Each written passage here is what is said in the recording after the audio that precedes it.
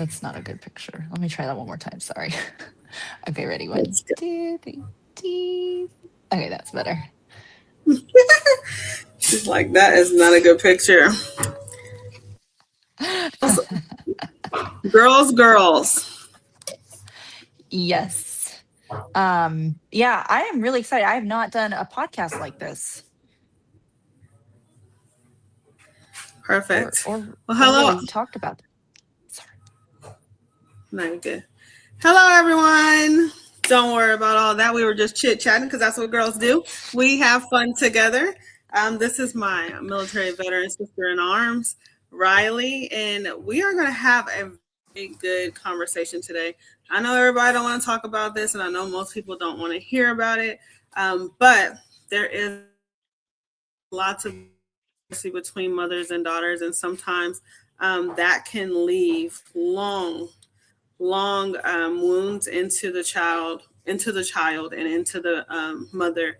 And so, as daughters, we want to have those conversations about what mother-daughter relationships and the lack thereof has done in our life and to us, and how it's affected our relationships with others. She Birthed the Vibe. Thank you for tuning in. If you do not know about us, my name is Ashley, and I birthed a whole vibe.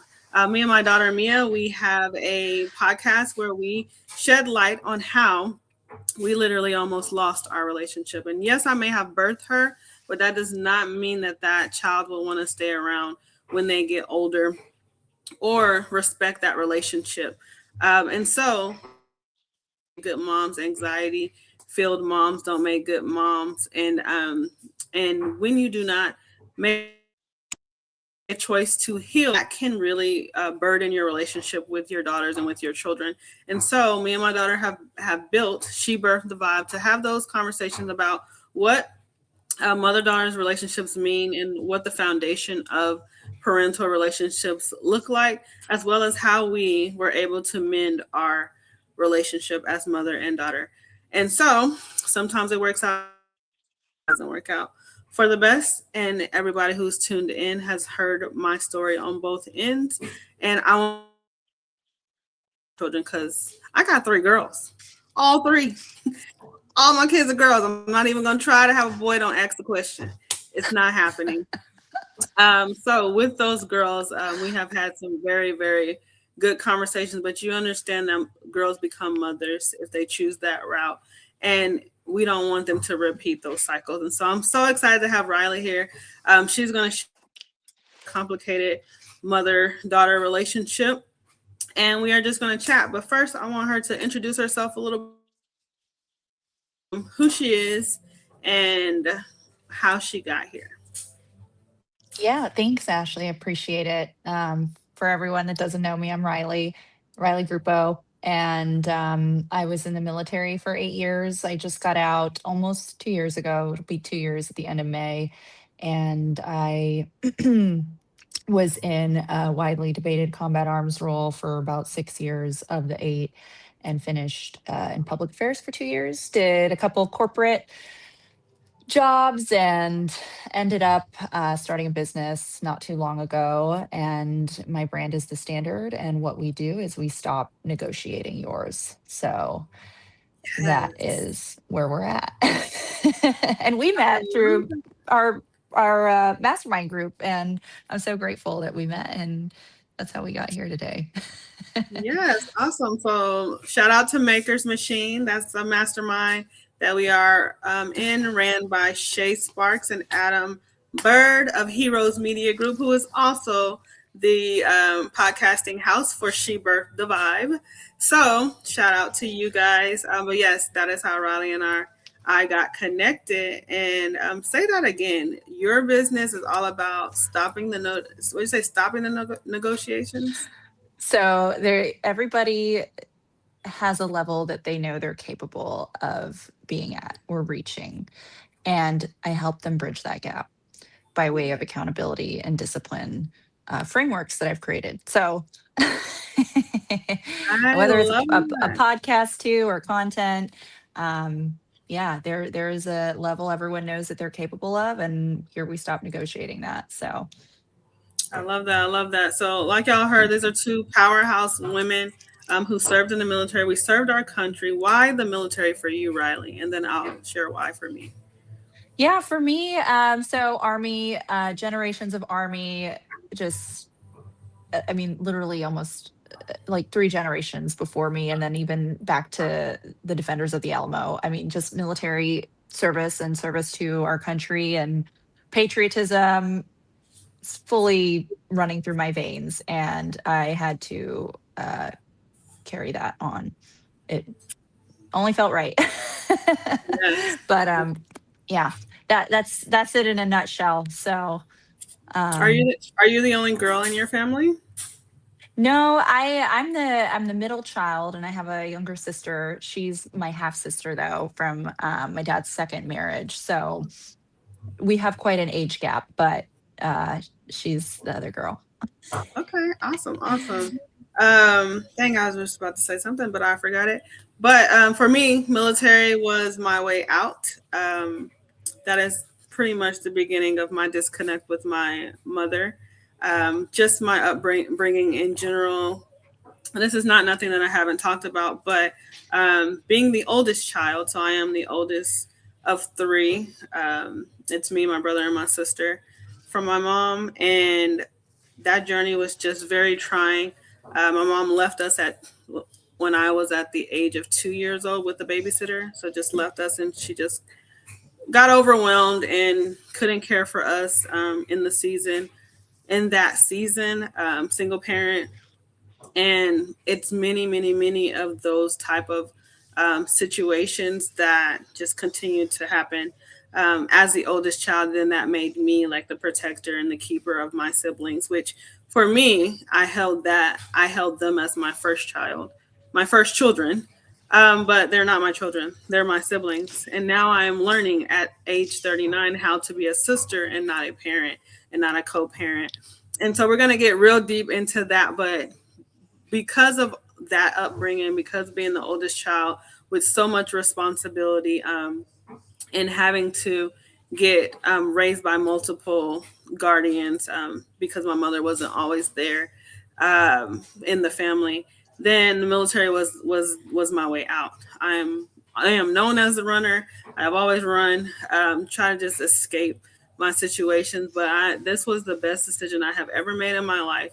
And again, for all you people who trying to get on here and try to start a controversy, I am going to tell the victory story of my life, but it is my truth, and it is the story. But what people don't realize is when daughters, especially oldest daughters or daughters, are talking about that conflict with their mothers, this is not to bash their mother. This is their truth, and so I want people to not get lost in the conversation that sometimes in those older generations, that's just the only way that they knew how to care for us. Now, of course, neglect was not the way. Leaving children was not the way.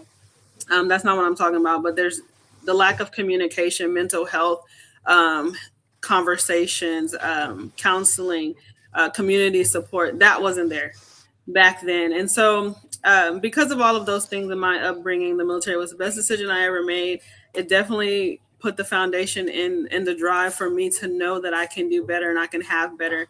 But the number one thing that I definitely wanted was I was not going to have kids unless I could support them myself. My upbringing and my lack of having my mom and all of that neglect really pushed that forward for me. Like I was not going to have kids unless I was able to care for them. And so the military provided that for me. And so we are both Army. I say hello. I love it. So what places did you go in the military in your 8 years? I served 10. Oh gosh, nowhere super interesting. I was in the Guard for 4, so Pennsylvania, California in the Guard, and then when I was active duty, I was in Georgia and Maryland. I had like a brief training stint when I was a cadet. It was like a cultural exchange program in Peru. That was neat. But I was in the U.S. For my career, basically. Yeah. Okay. Fort Benning, Maneuver Center of Excellence, Oh man, on you got active stuck. duty, and then yeah.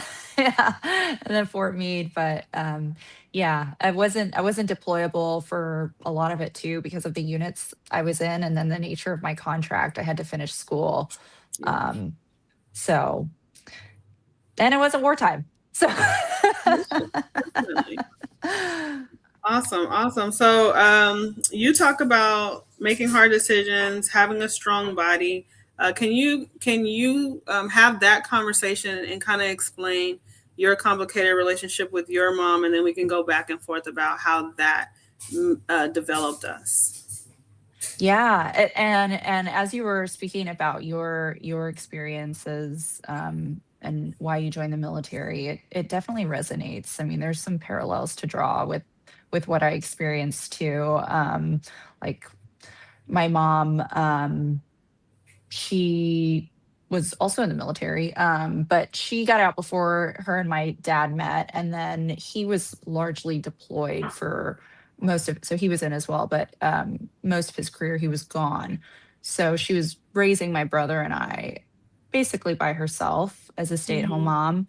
mom. And it reached a point where they got a divorce. I was 9, my brother was 11. But prior to all of that, and for as long as I can remember, she always had an issue with alcohol, and then that escalated to who knows what else, honestly. But it became very bad leading up to the divorce. I mean, it was just really, really unbearable for everyone. And you talk about, neglect. That was very much a thing. I mean, as little kids, we would be left home alone often, or mistreated or verbally abused, just extensively. And yeah, so that was kind of the foundation. I mean, it wasn't all bad, and to your point, like, there weren't these resources that we have that are more well known and accessible today, but they do, like, our parents, I wholeheartedly believe, do the best they can with what they have, and I'm sure she experienced some sort of trauma that made her this way. But again, it's, no excuse for abuse and neglect. So when that happened, parents divorced, there was another pivotal moment. We She had remarried, and I actually lived mostly by myself for a short period of time at the age of 13, because she remarried and left me in our childhood home, to go follow her new husband, to Florida because of his job. And my brother had left to go be with our father and his new wife. And so, her long story short, my estranged grandfather, her father, lived down the street. And that was like my supervision and care during that time. But anyway, I ended up going to be with them when I finished school, and it just again reached. It was kind of the same situation. I mean, it was really bad. Like, my parents were always arguing and at each other's throats when they were like home together. And then it was very much the same situation with her new husband and her. I mean, they would like get into fist fights and pull guns out on each other. And, I had to go to school the next day. And of course, alcohol was always involved. She would disappear for days at a time. And yeah, I sat her down at 13 years old and I said, listen, um, either you stop drinking and, we have to resolve this situation somehow, or I'm going to go live with dad and his new wife, which I really didn't want to do either, just because of those circumstances. Yeah, But it ended up being like, and now that I think about it, we actually had this conversation before she left. And I said something similar. And I remember her telling me, like, distinctly, she goes, well, what else are you going to do if I don't? Like, and wow. so fast forward, I had only lived in Florida for maybe 8 months, in the eighth grade. And yeah, I was like, okay, I guess I'm going to go live with my dad and his new wife. So Yeah, that's how that happened in a nutshell. And then I guess at some point in high school, it was just so bad that I had to just cut contact completely, and essentially like pretend like she was no longer on this earth. You know what I mean? Pretending like she was deceased was easier for me to deal with the situation. As morbid as that sounds, but yeah, yeah, and very. that's super hard that that you have to even think that and to even make that as your conclusion to kind of deal with this whole situation. Like you said, 13. I remember my earliest age of responsibility, like making hard decisions, was 12. And so I completely was with you when you were saying like you got to sit her down and have that conversation. Like we shouldn't have to make those decisions at 12. I think about my kids, and I know you're not a parent, um, but I think about my kids at those ages. Like as they were evolving, getting into those ages, I would see me at those ages, and Mm, they couldn't have made the decisions that we had to make at 12, like at all, at yeah. all. And so it's situations like that that's really really rough, which is why I feel like it's so important for us to have this conversation, which is why I always fret on here for people to understand that we need to talk about it, and not get offended by it, because we got to solve it. And when my kids started talking to me about, like, you looking broken and you don't really talk right, and the way you talk to me, if you talk to anybody else in the street, like, it would be offensive. Like, I can't take offense to those things, because they were having real conversations about respect and about standing up for themselves. And of course I want them to stand up for themselves, against other people. So it broke my heart that they had to do that with their own parent. And then that brought me back to my relationship with my mom and my relationship with my parents. And I'm like, you know what, I have a choice. And so I want to talk about hard decisions. And so with my choice as a mother, all the way rolling into motherhood, I had to make a choice of, do I cherish this relationship with my child to change, or am I going to stay the way I am and lose them? Our mothers and whatever season didn't make that choice, right? So you said, you had to cut her off. At some extent, you had to cut her off into a state where she was just dead to you. And that's very very sad to hear that a child has to do that with their own mother. So can you talk about just that for somebody who might be watching, like, we're not making the decision to cut the parent off, but that was for our mental health and our well-being. Yeah.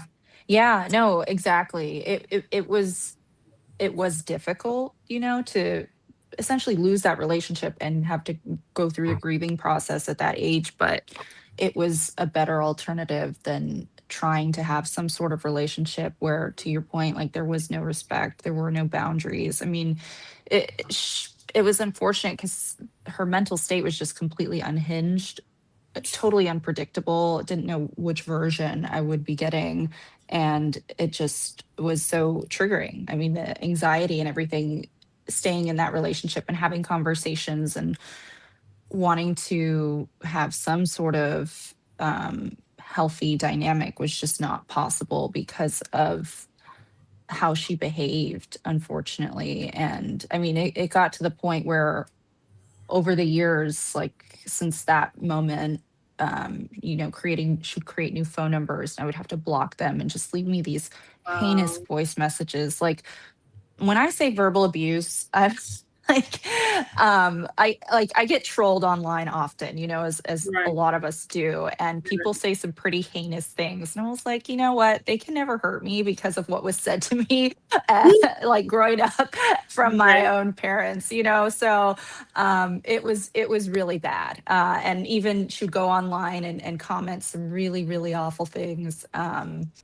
And yeah, it was just so much easier to just not have any sort of communication with her, unfortunately. Um, yeah.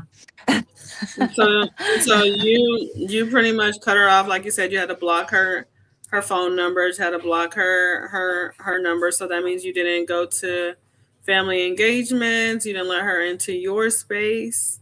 How did that go with those things? Yeah, no, and I think that my family in general is pretty broken. So we never really had any type of like, oh, we all, have a family reunion or we're all close. And I think part of that stems from one being geographically dispersed because of military family dynamics. And Mhm. yeah, so she was in Florida and I was in Texas now at this point, and there was that physical distance. So um yeah, after I moved out there to be with my dad and brother and my dad's new wife and my newly born sister, I didn't see her. I mean, there was one time I went to go visit, couple years after that, but that's about it.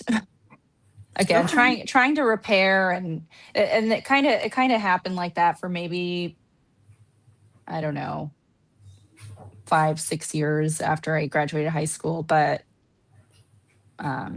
yeah, I mean, we recently came back in contact, because her mother, my grandmother, passed, who actually I would say largely filled that motherly role, as I got older. um but yeah, that in itself was a terrible situation. So Yeah. it's like, So sorry to hear that. thank you. She didn't even come to the service, which was probably for the best. But it's just like, I don't know. And I would love to hear your thoughts on this, but it's like people that are just so stuck in this victim mentality that they can't even set aside their wants, desires, issues, if you will, for their own children. It's really, Mm, really sad. yeah. Really Very, sad.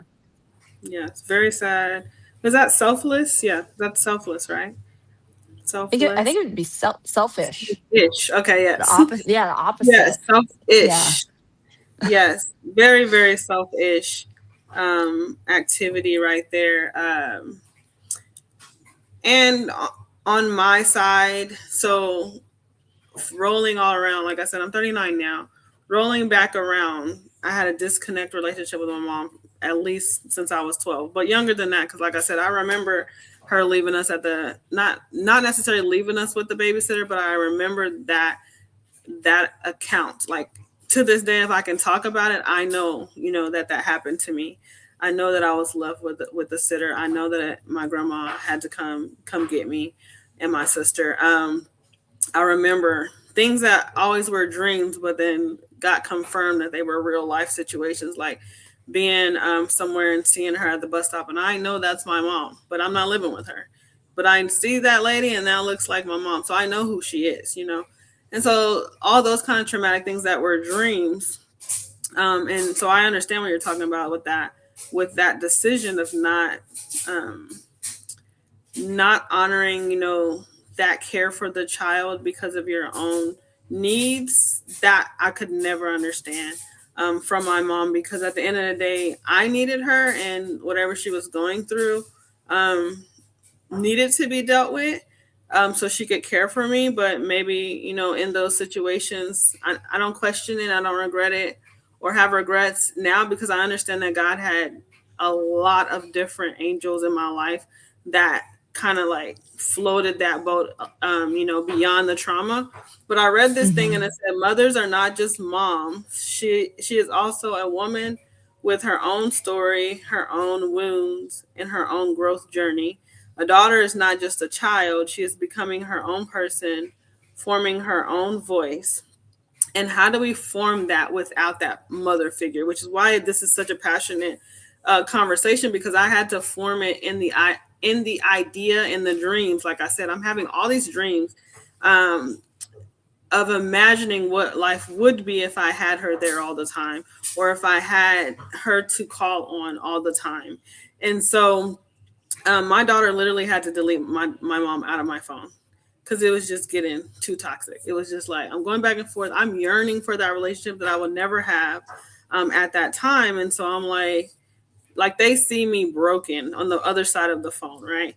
And Mm. I'm not gonna get that vulnerable in front of the family, but inside of my home, I'm just crumbling, because I'll never have that with her. And so it was just very, very frustrating, to the point where my daughter had to delete my mom off the phone. And that was how it was for a long time, until we made the show. That is how we got here. And so before the show came out, I had to tell her, like, because I knew everybody was going to be starting to tell her, like, Ashley's got this show out, talking about our journey. And so I told her, I said, I don't want you to listen to this show and just think like I'm poking at you. Like, this is my truth. This is your truth. There ain't no lies here. But I want you to think about this and then make that decision, right? Make that decision if Mhm. you want to go forward and make memories that matter moving forward in the time that we have left, or you want to stay where you are. And that's to answer your question. She chose in that instant to stop being regretful and selfish and all of that, because at the end of the day it was a pain stake for her with regret, like so much regret. but Mhm. um but she still had time, is what I was telling her. Like, I'm still alive, you're still alive, we still have time. Beyond all of Aw. that stuff that has happened, I have my life with my girls, and I'm changing the dynamic of our relationship, and I would like to see that with us. But I'm going to keep my guard up, because I don't want that to recoil back into the way it was. But you have an opportunity, and so it is a choice that they have to make, and sometimes they don't make it, which is why I like to talk to women like you. You're not the only one, I want you to know that. And sometimes you're never going to get that, and Mhm. and that's sad for them. But the good thing for you is you're not alone, and now you got all these other sisters who understand exactly what you're talking about and what you're going through. All those years without a parent, on days where you're like, man, I wish I could just call my mom and be like, hey, can you buy me a burger? Something like that simple, or tie my shoes, or rub my back. Like, you don't get to ask those questions. Mhm. Yeah. Yeah, and yeah, it is tough.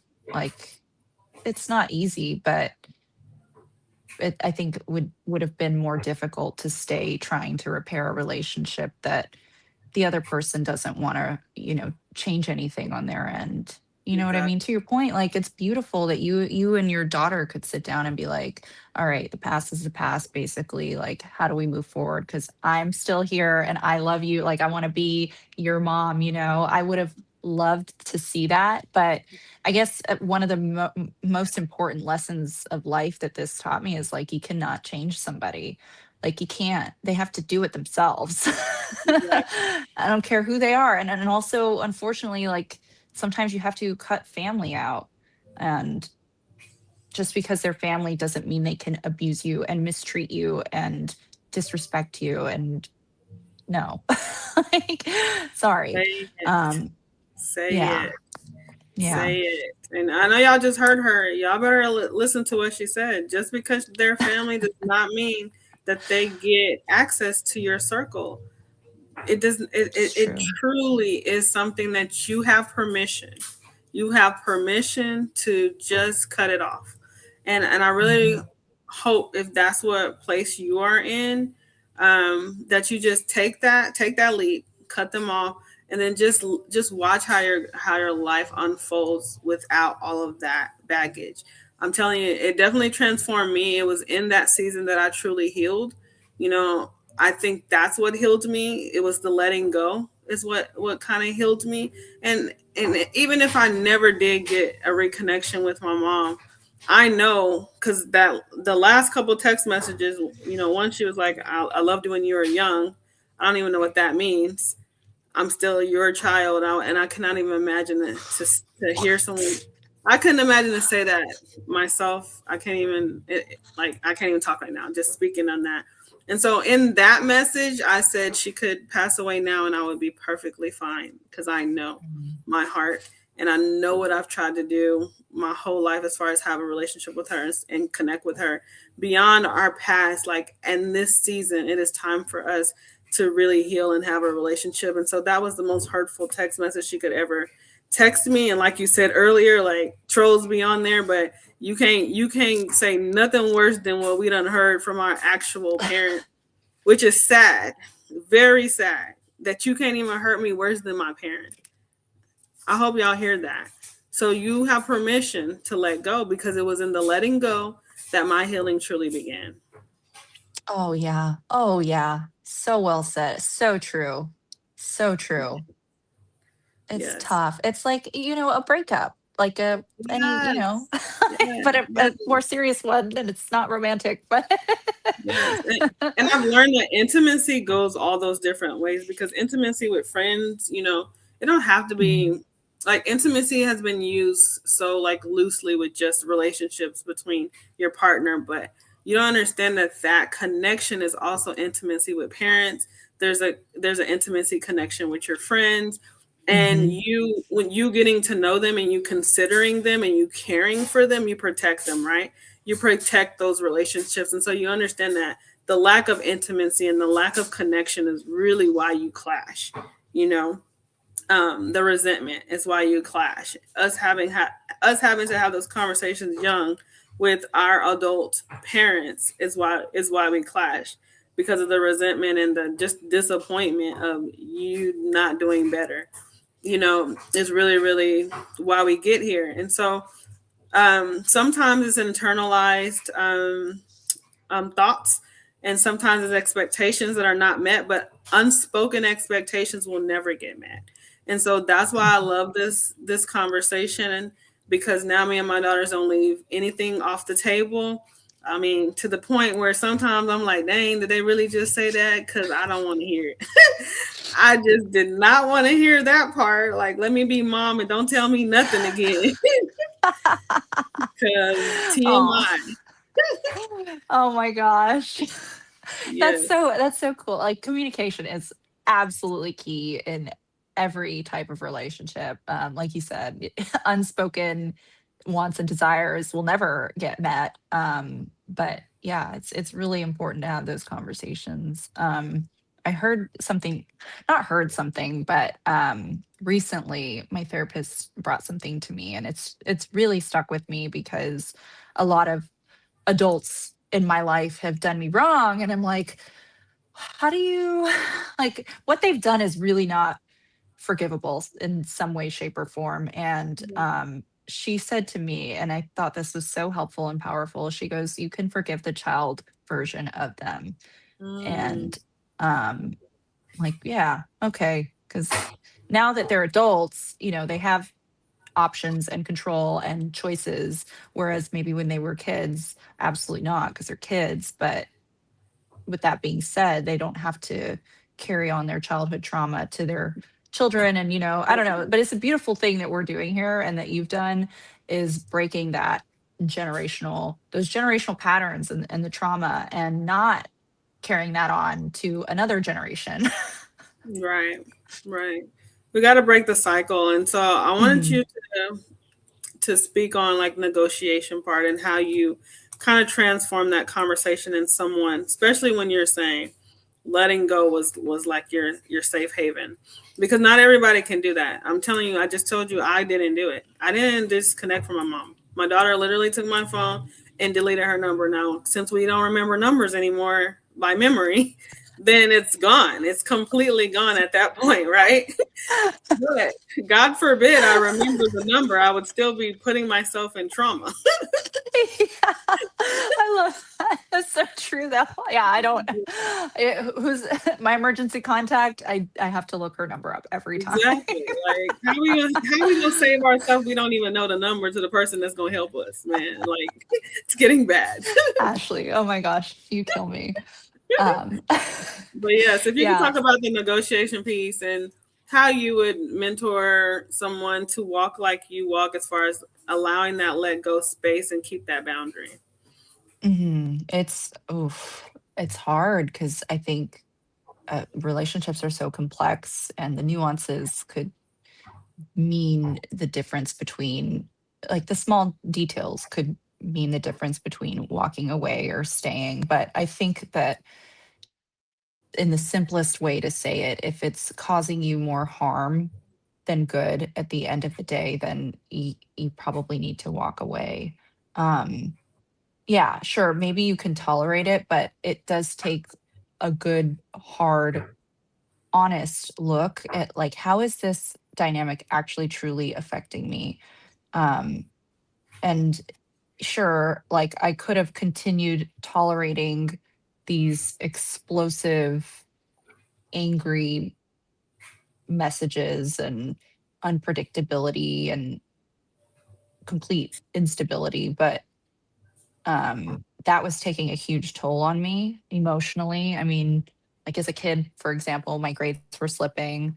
But looking back now, I was constantly in like fear and anxiety and just, I mean, I would get so completely unregulated emotionally anytime we had these sorts of interactions that were negative, which were oftentimes what would happen. So if somebody's in that situation, it's definitely uh, honesty with yourself and trying Yeah, to be as unbiased as possible, like looking at the straight facts yeah, as logically as you can with the emotion factor taken out of it, because acknowledging that there's going to be so much emotion there and so much tie to that person because they are your mother. I mean, you were grown from them, like right, you are right, them, you are a part of them literally. right. And it's so hard, but it's doable and there is less pain on the other side. I mean, for the longest time, I was feeling so sorry for myself every time like Mother's Day would roll around and be like, oh, I don't have a mom, like, blah, blah, blah. And it's like, yeah, you can feel sorry for yourself, but it's not like that was the choice I made, and it has certainly gotten better with time, as anything difficult, does. It gets better with time, and not staying in that victim mentality is super important too. So, like looking at the facts, the pros and cons, is this causing me more harm than good? And also knowing that okay, if I choose to cut this off, it's going to be really, really painful. And I'm going to want to reach out. I'm going to want to try and Yeah, repair again. But I need yeah, to remember what happens every time I do that. And I need to remember the setbacks that I have or the toll it takes on me. And it's not worth it. And I mean, if it, I hope this goes without saying, but I didn't mention that, of course, if you've clearly stated your boundaries, if you've clearly stated like your intentions and they're continually disrespected or crossed, that is just a clear example of how this person doesn't respect you or care. They think they can continue treating you how they have been. And if there's no behavioral change on the other person's end, then like any relationship, they're probably not going to change while you're involved with them. Like again, it exactly. has to be within them. So yeah. I know there's a lot of words, but No, um that was perfect. That was perfect, especially with the weighing out the pros and cons. Like I get to the point where I gotta write it out and I'd be like, Ashley, look at this. Do you see that? Now you see that that is unbalanced. Like I gotta talk to myself like that because I'd be like, it's not working. Like why? Why do you why and one of my counselors told me I need a mother myself. You didn't have a mother? Mother yourself. She wasn't there yes. in the gaps that you needed, mother yourself. Now, when they said that, it clicked in me because especially us as soldiers, like we're always solution. We're solution. Like we're gonna figure out the solution in like minutes. So it's like in that gap, you put those solutions for yourself that she never gave you. And that changed the whole dynamic because when I start receiving that now from her, now I see both sides of it. You know, it's like, okay, now you don't have to hold it anymore because she's holding it. But before, when I had to mother myself, it's like I give it to myself with best effort that I can, and then that helped me to honor myself. So now, you know, if I don't get it from her, I'm still good. If I get it from her, I'm good. You know, and so to actually receive it now on this end, and we're still fresh in this thing. But to receive it now I can like reflect on all of that time that I put into myself as well, but we shouldn't have to. We shouldn't have had to be so independent and had to have cared for ourselves. But for everyone who might have this same situation, and you're the mother on that bad end of the other stick, you still have a choice. You still have time. You still have time to fix it. Like Riley said, if you put those boundaries forward, you speak those expectations and apologize first of all, just apologize sincerely and genuinely and then put forth the effort to fix it. You still have time. I did that part. That part I humbly just say, you know what, I'm wrong here and I would like to fix it, but do not treat me like the old me because the new me is walking in that now, because that's the other part. You start trying to walk good and then everybody's remembering her, and I'm like, I'm Mhm. sorry that you had to see her. I'm sorry that that's how, you know, you respond to me, but I'm not operating in that manner anymore. In this manner, I hear you, I see you, I would like to help you, I am here for you. And I had to talk to my girls like that slowly. Like we had to just go through phases of that when they're responding negatively because of the negative way that we had a relationship. But it's boundaries, and it's you setting the boundary, them setting the boundary, and you going back and forth to have a healthy relationship. And so I really hope people hear that, and they understand that it's not too late for both ends. And so before we end, I have this expectation versus ending. Sorry, expectation versus understanding um, activity. And so in the activity, these are things that we probably never got to say or never could say. And this is for anybody else. I want you to do this activity and you can just fill in the blank. But the activity is like an expectation for each other, for expectations or understanding. So you would say to the next person, I thought you would, I needed you to, or I wish you Mm, had, and you fill in the blank. You can use any one of those sentences, but if you will never be able to talk to that mother again, I want you to write these sentences down, and I want you to write out everything that you thought that they would, that you needed them to do, and that you wish you had. Mom, I thought you would, blah, blah, blah. Mom, I needed you to, blah, blah, blah. Mom, I wish you had, blah, blah, blah. Same thing in reverse for the daughter. Um, you can say the same thing. So, Riley, I wanted us to go pick one sentence and just say that, and and then just give whatever other advice that you would once you release that, because I know in the releasing things, it really is what changes the dynamic and the foundation of what my forward looks like. And so once I put this out, then I'm done with it for me. mhm. Yeah, no, I love these statements. These are really good, and journaling, can be so healing. So I wrote Mhm. them down. And Perfect. I think for me, Ashley, the biggest one that I think about often is I needed you to protect me. That's what I needed. Mm, mm, Mhm. As a I parent love that. should. Mhm. Yes. Yes. Love that. And I am so glad that you released that. And I needed you to, Release. yes, release. It has floated. It has floated into the air, into the abyss, and now you are covered. And I hope you feel that comfort. Like I'm getting goosebumps now because I feel like when it gets lifted, then we get like like a blanket wrapped around us. And so I hope you feel that blanket wrapped around you, because now that Yes. protection is over you beyond what your mother decided to not choose to do for you. And so I would like to say, I needed you to be there for me, because for me, abandonment is my biggest issue. I will have a whole fit if I'm in a scary position like elephants in a corner, when a mouse is coming up.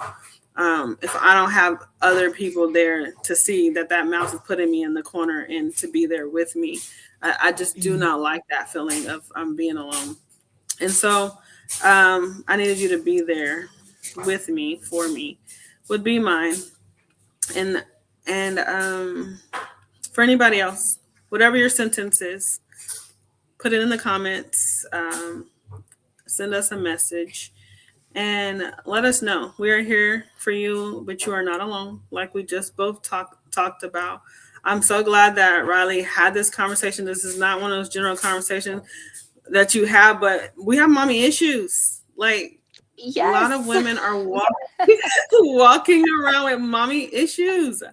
And mommy's issues don't have to be taboo. It's something that we can talk about in a sisterhood of women. That's a safe place, because it's Mhm. okay to talk about that, because that mommy wasn't there for us. Yeah. Yeah. She Thank didn't you, do it. Ashley. Yes, you're welcome. She didn't do what she was Yeah. supposed to do.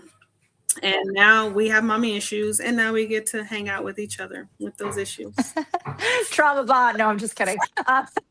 No, but seriously, thank you. Thank you for this space. I truly, I think I told you this, but like, this is something I don't really talk about. And, I've worked through it in therapy, but I feel like I have much more, deeper issues, that were at the forefront to work through, but this is still something, I mean, it takes a long time to rewire your neural pathways. So thank you for this opportunity. And I hope our conversation was helpful to whoever is listening. Yes, most definitely. So again, y'all, thank y'all for tuning in to She Birthed the Vibe. Today you were talking to Riley Group, right? Grupo. Groupo. Dang it. I was gonna get it right. That's why I didn't want to say it because I was gonna say it It wrong. means But group. It's Italian group, for group. got it. Gruppo though. Gruppo. I'm gonna use my Italiano and say gruppo. But I feel so comfortable with you, and I love how we just instantly can connect and have similarities. Please don't judge a book by a cover, friend. We are two different people on two different dynamics of the world, but we have mommy issues. That's a similarity, right? That one similarity can bring different people together, and so do not discount small beginnings, and realize like who you will connect with in the future. So thank y'all for tuning in. This is a very important discussion. If you don't have a safe place to talk about it, please tune in or reach out.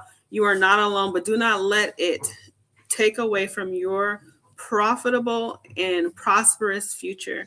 We love y'all. Have a great day. Later. Bye.